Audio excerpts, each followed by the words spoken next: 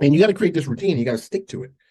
Because if you got to create, so that's number three under mindset. You got to create a routine, and you got to stick to that routine, because the consistency is the thing that's going to get you over. So if you don't stick to your routine, so you, in order for you to stay focused and productive, you got to stick to your routine. You got to say, okay, I'm going to do this every day, or I'm going to do this every other day. I'm going to do this 3 days a week, whatever it is. You got to stay consistent to that routine.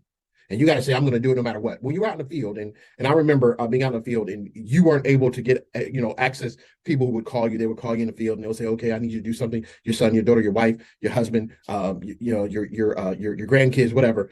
And you're like, well, I can't do it right now, but I'll be able to get to you in 2 hours.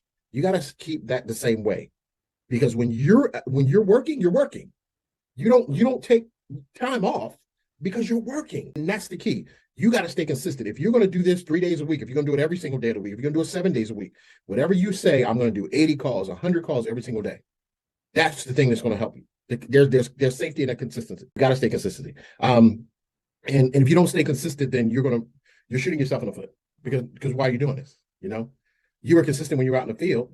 Why not be consistent at home? And you got a lot of distractions. You got more distractions at home than you do out in the field. Right? On top of what I just gave you is take breaks. I can't tell you how important these are. I look at them as mini vacations.